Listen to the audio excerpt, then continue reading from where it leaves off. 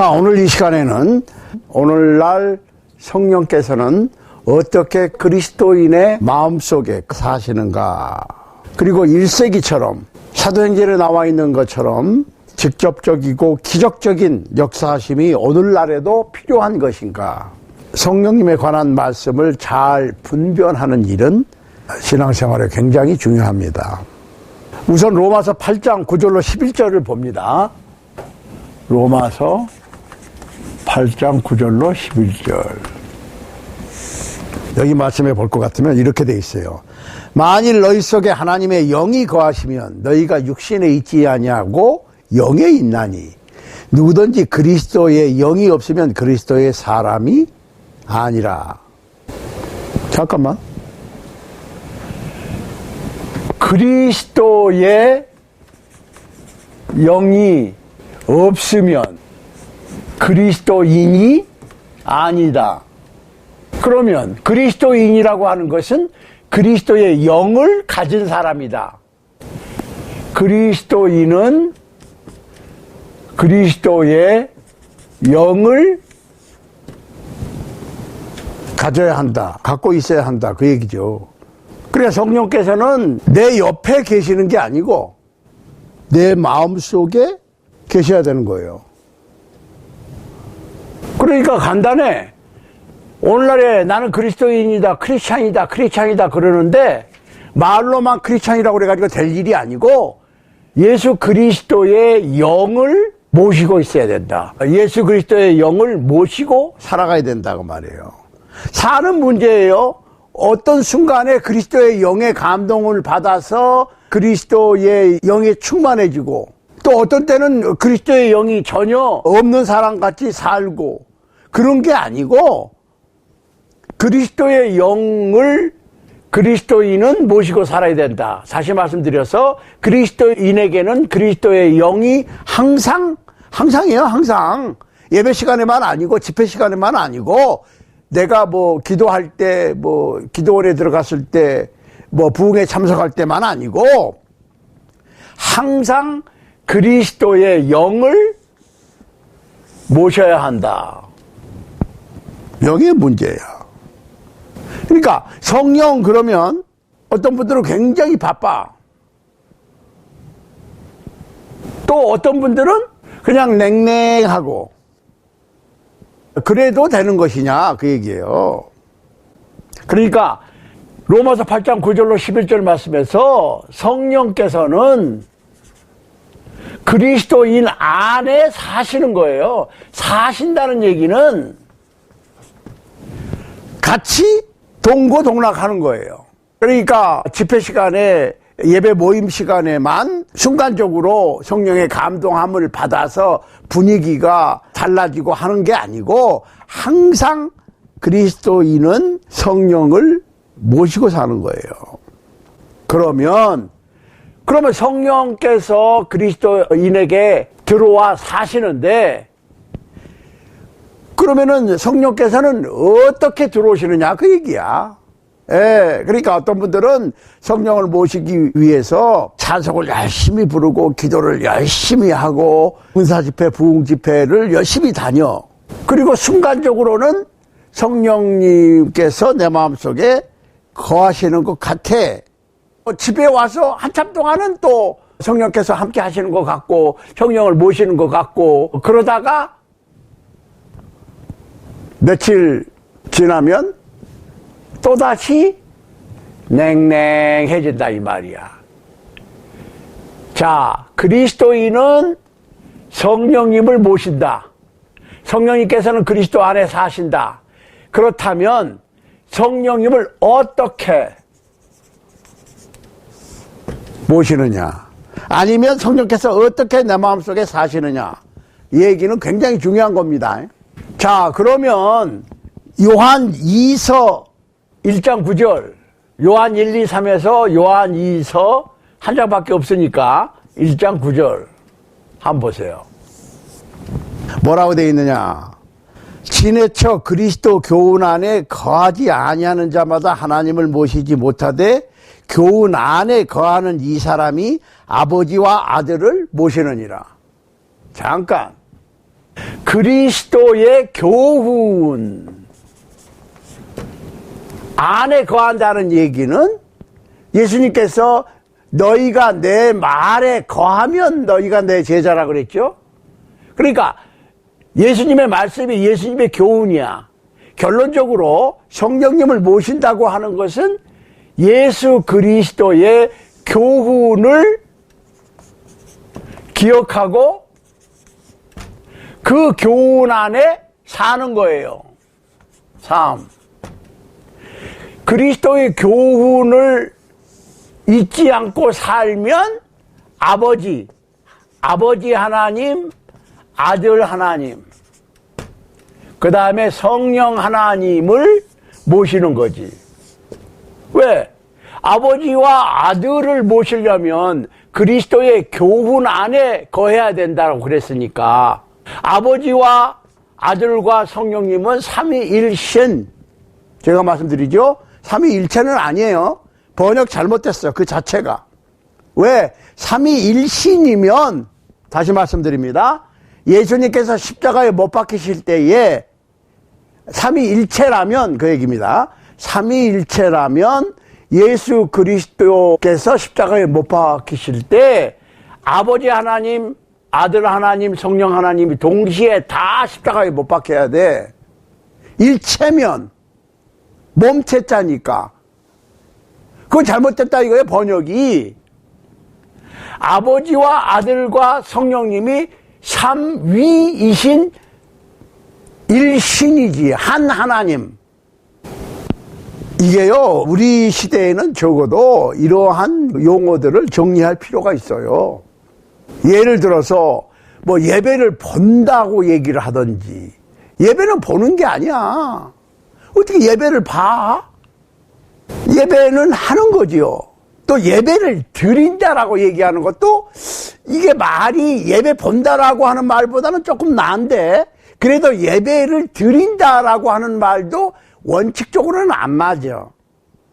예배라고 하는 말이 경배한다는 얘기고 최고의 존경과 두려움으로 받들어 모신다는 얘기인데 그거를 드린다라고 하는 말은 맞지 않아. 그러니까 내가 예배를 하나님께 바치는 게 아니고 하나님을 예배하는 거야. 그래 영어로 I worship God이에요. 그러니까 하나님을 최고로 모시고 하나님을 두려워하고 하나님을 공경하는 행위지요. 그러니까 하나님을 예배한다라고 얘기를 해야지 예배를 드린다 한다는 얘기는 역전압이라고 하는 얘기하고 비슷한 얘기예요. 역전이라고 하는 말은 역앞이라는 얘기인데 역전압 그 다음에 축구 찬다 이러죠. 축구라고 하는 말이 공을 찬다는 얘기인데 그걸 또 차. 축구를 하는 거지 축구를 차는 게 아니야. 이런 좀 겹치는 말 한자와 같이 쓰면서 겹치는 말들을 우리가 조심해야 되고 좀 맞지 않는 용어들을 정리할 필요가 있습니다. 그러니까 하나님께서 아들 하나님께서 예수 그리스도께서 성령님께서 내 마음속에 거하시는 것인데 그러니까 어떻게 하라고 그랬어요? 말씀으로 해요. 교훈이니까. 교훈이 뭡니까? 가르침. 교훈 그러면 뭐 좀 어려워. 그렇지만 가르침. 말씀이면은 너무 폭이 넓어. 말씀 다 말씀 그러니까. 그리스도의 가르침에 거하면 아버지와 아들을 모시는데 아버지와 아들을 모시면 동시에 성령님을 모시는 거야. 감정적으로 의지적으로 모시는 거거든. 감정적으로만 모시면 어떻게 해? 머리가 뜨거워. 이성적으로만 모시면 머리가 차가운 건 좋은데 가슴까지 차가워져. 그러니까 제가 전 시간에 말씀드렸죠. 머리는 차갑게 가슴은 뜨겁게. 이게 정상적인 살아있는 사람인 것처럼 살아있는 그리스도인은 머리는 차가워야 돼.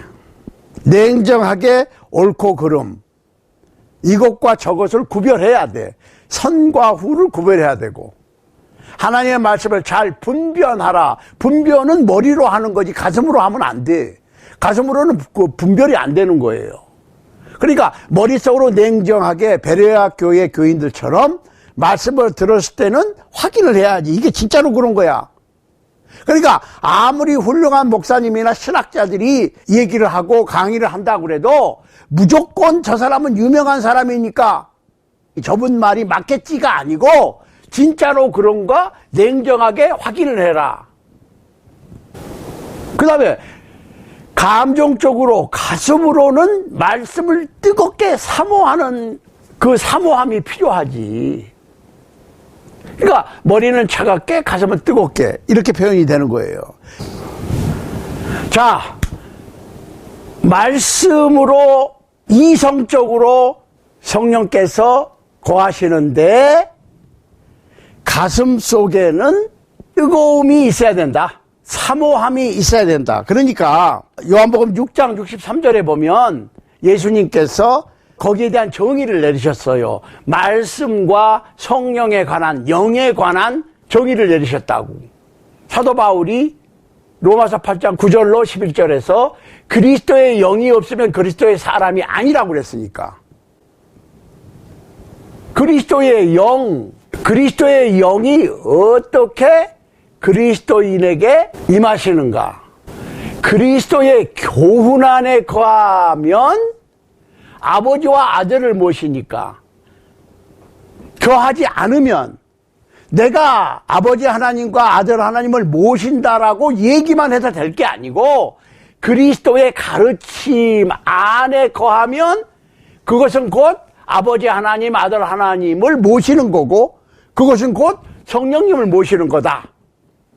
자, 그런데 그리스도의 영이 없으면 그리스도의 사람이 아닌데 그리스도께서 요한복음 6장 63절에서 그 영에 대해서 정의를 내리셨어요.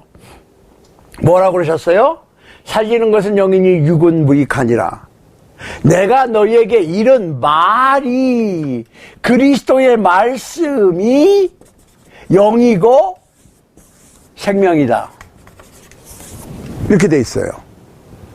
그러니까 말씀이 곧 영이야. 그분의 말씀을 받아들이면 그분의 영을 받아들이는 거야. 그러니까 악한 영의 말을, 의견을 따르면 악한 영이 내게 오는 거고, 성령님의 뜻을 따르면 성령님이 내게 오는 거야. 선택은 누가 해요? 나의 영이 그러는 거예요. 그러니까 내 영이 내 사정을 알지. 그러니까 어떤 사람은 그러지. 아이고, 이 속을 누가 알아? 내 영이 내 사정을 알지. 내 마음을 아는 사람은 나지. 내 속에 있는 나의 영이 내 사정을 알아. 그런데 한 분 아시는 분이 또 있다고. 다른 사람은 몰라. 부모도 모르고 자식도 모르고 남편도 모르고 아내도 몰라. 얘기 안 하면 몰라. 혹시 분위기가 이상하면 읽어서 짐작할 수는 있겠지만 얘기를 안 하면 모르지. 가만히 있는데 어떻게 알아. 그렇지만 내 자신의 영이 나의 문제를 알고 내 속사정을 알고 성령께서 내 속사정을 아시지. 다른 사람은 몰라요. 그런데 내 영이 바로 그리스도의 영을 받아들이는 거지. 그리스도의 영을 받아들인다고 하는 것은 그리스도의 교훈을 받아들이는 거고, 그러면 그리스도의 교훈을 받아들이지 않고 내가 성령 받았다, 성령으로 산다라고 얘기하는 거는 그건 자기 영이지 그리스도의 영이 아니죠. 얘기는 분명히 해야 돼요. 그러니까 말씀이, 기록된 말씀이 죄를 지적하면은 그 죄예요. 어떻게 죄를 해결하느냐를 설명하면 그게 해결책이에요. 그러니까 데살로니가전서 2장 13절 한번 보세요. 이러므로 우리가 하나님께 쉬지 않고 감사함은 너희가 우리에게 들은 바 하나님의 말씀을 받을 때에 사람의 말로 아니하고 하나님의 말씀으로 받음이니 진실로 그러하다. 자, 사도들이 데살로니가 교회에게 말씀을 전했는데 사도들의 말씀을 사람의 말로 받지 아니하고 하나님의 말씀으로 받았다. 그러니까 무조건 사도들의 말씀을 하나님의 말씀으로 받은 게 아니라 사도들을 통해서 전달된 하나님의 말씀을 하나님의 말씀으로 받아야지. 그랬더니 그건 사실이다 이거야. 그게 사도 바울이 데살로니가 교회를 향해서 감사하게 생각했던 것이 사도들이 전한 말씀을 하나님의 말씀으로 받아들였어. 그런데 아주 중요합니다. 우리가 그냥 넘어갈 수가 있어. 맞다. 그렇다 이거야. 이 말씀이 하나님의 말씀이고 사도들의 말씀, 즉 신약 성서에 기록되어 있는 말씀을 받아들이면 하나님의 말씀을 받아들이는 건데, 그냥 단순히 하나님의 말씀을 받아들이는 게 문제가 아니고 이 말씀이 또한 너희 믿는 자 속에 역사하느니라 그랬어요. 말씀이 그리스도인은 그리스도의 말씀을 믿는 사람이 그리스도인이지. 왜? 그리스도의 영을 가진 사람이 그리스도인이니까. 영은 말씀으로 전달되는 거니까. 말씀을 받아들이면, 그러니까 아무 말씀이나가 아니고 그리스도의 말씀, 이 그리스도의 영이다. 그러면 그리스도인인데, 문제는 그 믿는 자 속에서 그리스도의 말씀이 역사한다. 일한다 이 말이야. 일한다. 그거는 성령께서 일하시는 거지. 자, 그러니까 성령께서는 말씀으로 역사하시는 거지. 성령 혼자 뭐 이상한 어떤 분위기를 만들고 뭐 해가지고 성령께서 일하시는 게 아니고, 성령께서는 말씀을 통해서 일하신다. 마가복음 16장 20절 한번 보세요. 마가복음 16장 20절. 자, 제자들이 나가서 말씀을 전파했는데 그 따르는 표적으로, 거기서 말하는 표적은 사인인데 miraculous 사인입니다. 기적적인 어떤 일이 벌어져. 방언이 터진다든지, 그러니까 배우지도 않은 외국어를 외국 사람들을 만나서 복음을 전하는 거야. 배우지도 않는 방언으로. 그런데 본인은 무슨 얘기인지 몰라. 그러니까 방언을 통역하는 사람이 또 필요했어. 아니면 아픈 사람이 벌떡벌떡 일어나고, 심지어는 죽은 사람도 살아나고, 그런 기적이 왜 행해졌느냐? 말씀을 확증하기 위해서 표적이 뒤따랐습니다. 그러면 말씀이 확정이 됐다. 그 얘기는 무슨 얘기예요? 보내진 편지가, 그리고 사도들이 전했던 말씀이 하나님께로부터 온 말씀이라고 하는 것이 증명이 됐으니까, 증명이 됐고 기록이 됐으니까, 그리고 종합이 됐으니까 그것을 증명했던 사인이라고 그래요. 사인. 자, 사인이 뭡니까? 여기서 세크라멘토를 갑니다. 여기 시작하면 뭐 세크라멘토 500마일, 좀 더 가면 100마일 더 가면 400마일, 조금 더 가면 300마일 하고 사인이 나오잖아요. 근데 사인을 세크라멘토 안으로 들어가면 사인이 필요 없어. 표적이 이루고자 하는 그것이 이루어지고 난 다음에는 표적이 필요 없지. 이루어졌으니까. 그러니까 여러분들 2층 3층 집을 짓는다, 증축한다 할 때 스퀘어폴딩이라는 게 있습니다. 스퀘어폴딩.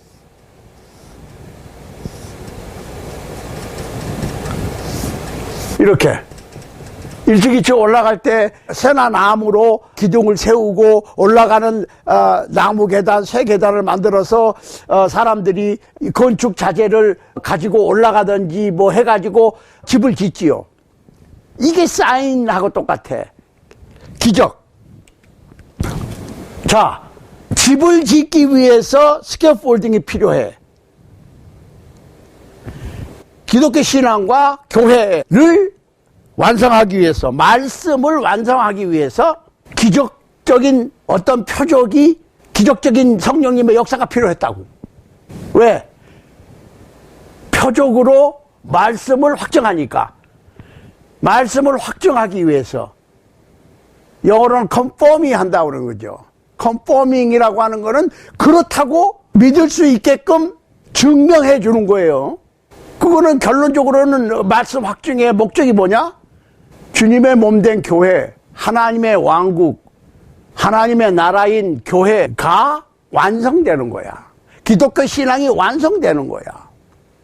그러니까 스케폴딩은 건물이 완성되면 그대로 놔둡니까? 이게 문제야. 스케폴딩은 건물이 다 완공이 되면 헐어내는 거야. 그러니까 말씀이 확증된 1세기 이후에는 스케폴딩 필요 없지. 이 스케폴딩 역할을 한 게 표적이라고. 기적적인 어떠한 표적이 나타난 것은 말씀 확정을 위해서. 말씀 확정은 결론적으로 성령의 기적적인 역사하심. 그것이 오늘날까지 필요하냐? No.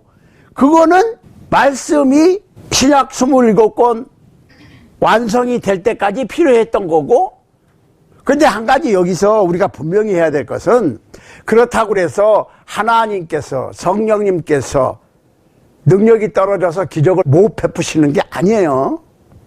하나님께서 원하시면 언제든지 어떤 기적이라도 베푸실 수 있어요.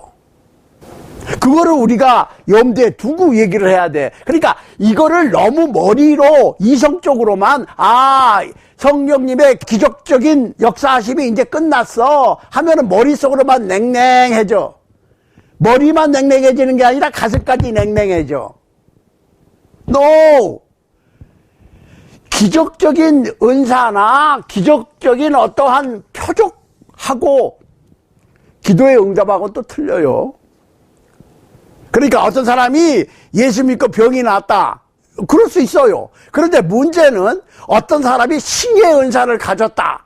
그거는 아니에요. 신유의 은사는 이게 이제 우리가 구분을 해야 돼.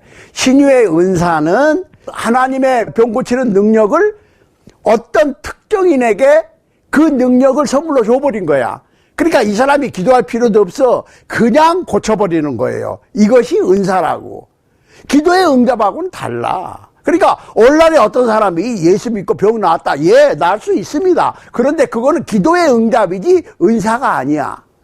병 고치는 신유의 은사를 어떤 사람이 가졌다 그러면 상대방의 믿음이나 기도 이런 거 필요 없어. 능력을 하나님께서 뚝 띄어서 주신 게 은사니까 내가 그냥 고쳐버리면 돼. 그런데 오늘날에 백발백중 어떤 사람이 아프면 누가 와가지고 그냥 바로 고쳐요? 그런 병원이 필요 없지. 우리가 얘기는 분명히 해야 됩니다. 그러니까 신유의 은사는 실패하지는 않아. 백발백중이에요. 신유의 은사를 가진 사람이 그 신유의 은사를 사용해서 병을 고칠 것 같으면 백발백중이라니까. 왜? 하나님의 병 고치는 능력, 여러 가지 능력 중에서 병 고침의 능력을 선물로 특정인에게 줘버렸다고. 그러면 그 사람이 쓰면 쓰는 거야. 그 사람 마음이라고. 왜? 말씀 확정을 위해서. 기도의 응답은 하나님께서 들어주실 수도 있고 보류하실 수도 있고 안 들어주실 수도 있어. 그건 하나님 마음이지. 그렇지만은 신유의 은사를 가진 사람이 병을 고친다는 얘기는 그건 하나님 마음이 아니야. 그때는 하나님께서 병 고치는 능력을 그 사람에게 줬으니까 그 사람 마음이지. 이게 은사와 기도와 다른 거예요. 그러니까 은사로 병 고치는 거하고 기도로 병을 고침을 받는 거하고는 얘기가 다르지. 이걸 이해해야 돼요. 그러니까 1세기에 있었던 성령의 9가지 은사 중에 특히 뭐 방언의 은사라든지 병 고침의 은사들은 은사예요. 글자 그대로 은사. 선물로, 성령님의 선물로 어떤 능력이 주어지는 거예요. 기적적인 능력이. 그러니까 내가 그 능력을 받았으니까 내가 그거를 그냥 사용하기만 하면 돼. 이게 은사라고. 그러면 기도의 응답하고는 틀려요. 이거를 구분할 수 있어야 돼. 구분이 안 되면 골치 아파. 예. 그러니까 말씀이 죄를 지적하고 사람이 그리스도에게 순종하고 그리스도의 복음에 순종하고 개종하는 것은 말씀이면 충분해. 그렇게 만들어 놓으셨어요. 그러니까 사도행전 2장 41절 47절에 보면 그 말을 받는 사람들은 세례를 받음에 이날의 제자의 수가 3,000이나 더하더라. 하나님을 찬미하며 온 백성에게 칭송을 받으니 주께서 구원받는 사람을 날마다 더하게 하시니라. 그래, 예배서 1장 13절 그 안에서 너희도 진리의 말씀 곧 너희의 구원의 복음을 듣고 그 안에 또한 믿어 약속의 성령으로 인치심을 받았으니, 성령의 인치심은 말씀 순종으로 인치심을 받는 거지. 자, 요한복음 17장 17절에서 예수님께서는 저희를 진리로 거룩하게 하옵소서, 아버지의 말씀은 진리이니라 그랬어요. 요한복음 20장 30절 31절 예수께서 제자들 앞에서 이 책에 기록되지 아니한 다른 표적도 많이 행하셨으나 오직 이것을 기록함은 너희로 예수께서 하나님의 아들 그리스도이심을 믿게 하려 함이요 또 너희로 믿고 그 이름을 힘입어 생명을 얻게 하려 함이니라. 예수님이 하나님의 아들 메시아인 것을 믿게 하기 위해서 신약 성서가 기록이 됐고, 그 기록된 말씀을 믿음으로 생명을 얻는다. 다른 거 필요해요? 기적적인 어떠한 그 은사나 뭐 어떤 그 기적이 벌어져야 믿어. No. 말씀은 기적적인 어떠한 은사나 기적적인 방법을 사인을 통해서, 미라클러스 사인입니다. 통해서 말씀이 전파됐고 말씀이 증명이 됐고 그 증명된 말씀이 기록이 됐어. 그러니까 우리가 결론을 갖고 있잖아요. 복음이라고 하는 결론을 갖고 있어. 그러면 결론인 복음만 갖고 순종하고 따르면 되는 것이지, 그 복음이 완성되기 위해서 일어났던 모든 사건들이 우리에게 개인적으로 아니면 어떤 교회적으로 되풀이 돼야 된다고 하는 것은 말장난이지. 결론을 가지고 있는데 그 결론을 위한 과정이 다시 되풀이 돼야 된다고 하는 것은 말이 안 맞는 거야. 근데 부흥 집회나 부흥사라고 하는 분들은 복음이 완성되기 위해서 거쳐왔던 과정들의 어떤 한 부분을 오늘날에도 되풀이 시켜야 된다고 생각하면서 되풀이 되지도 않아. 그러면 제가 성령 세례도 얘기했죠. 성령 세례는 어떻게 했어요? 사도들과 고넬료 가족이 성령 세례를 받았는데 성령 세례가 베풀어질 때 진짜 소리가 들렸다고. 아주 가는 센 바람 소리가 모여있던 다락에 꽉 찼고, 그 다음에 성령 세례를 받은 사람들의 머리 위에 불의 혀 같은 것이 임했다고. 그러면 그런 소리가 들리고 그런 불꽃이 임하면 성령 세례, 똑같이 성령 세례지. 근데 그렇지는 않고 그냥 입으로 바람을 불고 그냥 귀에다 대고, 얼마나 부흥사님들이, 미국의 부흥사든지 뭐 유럽이나 한국의 부흥사들이 그 성령께서 강림하실 때, 성령 세례가 베풀어질 때, 예수님 부활 성취한 후 첫 오순절 날 예루살렘에서 벌어졌던 그 성령 세례를 재현하기 위해서 얼마나 입으로 바람을 불어넣는지, 귀에 그냥 침이 흥근히 고일 정도로 바람 소리를 내가지고 불어줘. 그게 아니고 진짜로 하늘로부터 아주 강하고 미세한 바람 소리 같은 것이 꽉 차고, 진짜로 불꽃이 성령 세례 받는 사람의 머리 위에 임해야 되거든. 한 사람 한 사람씩. 그러면 진짜 성령 세례야. 흉내를 내라고 그러지 말고, 그냥 그렇게 어떻게 해보려고 그러지 말고, 실제로 그렇게 해서 이루어진 복음을 순종하면 된다니까. 보세요. 사도행전 16장 32절입니다. 주의 말씀을 그 사람과 그 집에 있는 모든 사람에게 전하더라. 주의 말씀을 전하더라 그랬어요. 자, 사도행전 17장 11절입니다. 베레아 사람들은 데살로니가에 있는 사람보다 더 신사적이어서, 영어로는 fair mind 이랬어요. 공정해. 간절한 마음으로 말씀을 받고 이것이 그러한가 하여 날마다 성경을 상고함으로 이랬어요. 간절한 마음으로, 마음은 뜨겁게 말씀을 사모하고 진짜로 그런지 상고를 했어. 머릿속으로는 진짜 그래? 확실해? 하고 들은 말씀을 성경 속에서 확인했다. 갈라디아서 3장 2절 내가 너희에게 다만 이것을 알려 하노니 너희가 성령을 받은 것은 율법의 행위로냐 듣고 믿음으로냐. 성령을 받는 것은 율법의 행위가 아니고 복음을 듣고 믿음으로 성령 받는다고 그랬어요.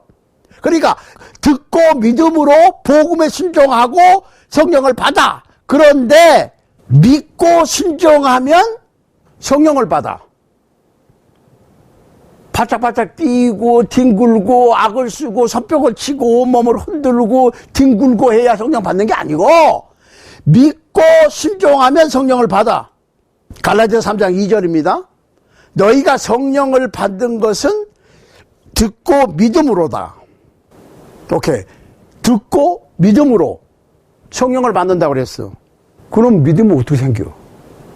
악을 쓰고 뭐 온몸을 이렇게 바짝바짝 뛰고 해야 믿음이 생기는 거예요? No! 뭐 기도하라고 그래. 잠깐. 믿음은 기도에서 생기는 거 아니야. 기도에서 믿음을 달라고 기도한다고 그래가지고 믿음이 주어지는 거 아니에요? 다들 거의 다 그렇게 생각해. 천만의 말씀. 머리가 어떻게? 머리는 냉정해야 돼요. 악을 쓰고 철학 기도하고 금식 기도해서 믿음이 생긴다. 머리가 뜨거워지면 그래요. 머리는 냉정해야 된다고 그랬어요? 가슴이 뜨겁다고 그랬어요. 그럼 믿음은 어떻게 생기냐고. 내가 듣고 믿음으로 성령을 받았다고 그랬어. 사도 바울은 분명히 갈라디아서 3장 2절에서. 그런데 믿음이 어떻게 생기냐고. 기도해서 생긴다고. 천만의 말씀. 그러니까 머리가 뜨거워지는 거예요. 로마서 10장 17절. 로마서 10장 17절. 뭐라고 되어 있습니까? 자, 믿음은 들음에서 나고 들음은 그리스도의 말씀으로 말미암았다. 그리스도의 말씀을 들으면 믿음이 생기고 듣지 않으면 믿음이 안 생겨. 그러면 내가 그냥 믿는다고 우기는 것은 그거는 내 감정적으로 우기는 거지. 진짜로 믿느냐? 아니, 내 머릿속에 어떤 인포메이션이 있어야 믿지. 믿는다고 생각만 한다고 믿는 것이 아니고 그렇게 해서 믿는다고 하는 것은 믿는다고 생각하는 거지. 뭘 믿는지도 모르잖아. 이게 지금 굉장히 심각한 거예요. 믿는다고 그래. 뭘 믿어? 하나님을 믿는데 하나님이 뭘 믿어? 복음을 믿는다고 그래. 그럼 복음이 뭐냐? 그럼 거기서 딱 막혀요. 그냥 말씀이지. 교회 다니고 설교 잘 듣고. 다시 말씀드립니다. 복음은 고린도전서 15장 1절로 4절. 그것이 역사적인 사실로 믿는 것이 머릿속으로 냉정하게 이지적으로 믿는 거예요. 그러면 머릿속으로만 믿어가지고 되느냐? 이성적으로만 믿어가지고 되느냐? 천만의 말씀. 예수님께서 하나님의 독생자이신 하나님의 말씀이신 예수님께서 육신을 입고 세상에 오셔서 내 죄를 위해서 십자가 위에 못 박혀 살찢겨 피 흘려 죽으시고 장사되시고 살아나셨어. 내 죄를 위해서. 진짜 그 내용을 내가 믿는데 감정이 안 움직여요? 나를 위해서 대신 죽어주셨어.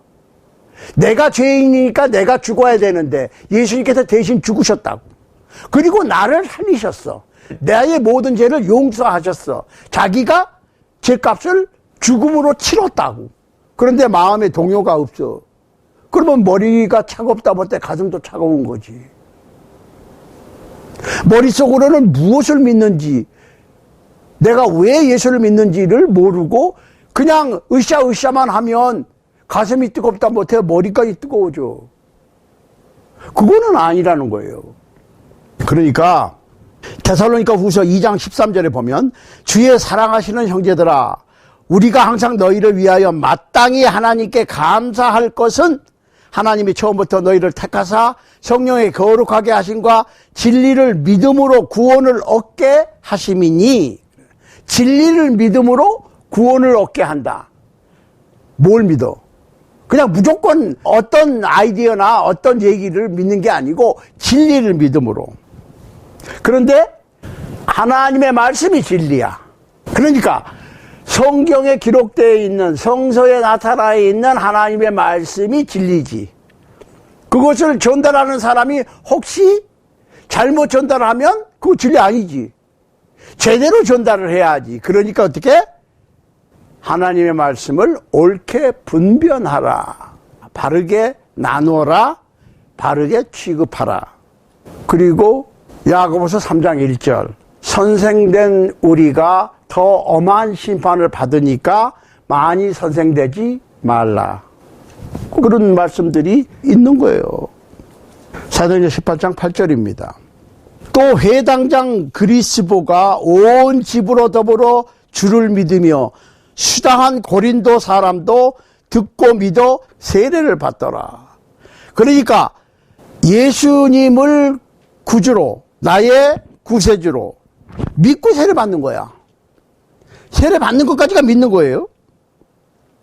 고린도전서 6장 11절 보세요. 너희 중에 이 같은 자들이 있더니, 그 얘기는 그 여러 가지 죄를 지은 사람이 있더니 그 얘기예요. 주 예수 그리스도의 이름과 우리 하나님의 성령 안에서 씻음과 거룩함과 의롭다 하심을 얻었느니라. 그러니까 예수님의 복음, 예수님이 죄인을 위해서 십자가에서 대신 죽으시고 장사 지르시고 부활하시고 승천하셨다. 그리고 우리가 거할 천국 도성을 준비하고 계신다. 다 완성되면 다시 오실 것이다. 그리고 우리를 그곳으로 데려가실 것이다. 죽은 사람은 부활시켜서, 살아있는 사람은 죽음을 통하지 않고 변화시켜서 데려가실 것이다. 이게 복음이에요. 복음을 듣고 믿으면 세례 받는 거야. 마가복음 16장 15절 16절. 너희는 온 천하에 다니며 만민에게 복음을 전파하라. 믿고 세례를 받은 사람은 구원을 얻을 것이요 믿지 않는 자는 정죄를 받으리라. 그런데 어떤 사람은 믿고 세례를 받은 사람은 구원을 얻을 것이고 믿지 않는 자는 정죄를 받는다고 그랬으니까 믿기만 하면 된다는 거야. 그런 논리가 어디 있어? 믿지 않는 사람은 세례를 받을 필요도 없어. 믿지 않는 사람은 세례를 받아도 소용이 없다고. 그러니까 믿고 세례를 받는 사람은 구원을 얻을 것이요 믿지 않고 세례를 안 받는 사람은 정죄를 받는다라고 얘기 안 하신 거야. 안 믿는 사람이 어떻게 세례 받아? 그리고 안 믿는 사람은 세례 받아도 소용없다니까. 믿고 세례 받는 것까지가 구원받는 방법이에요.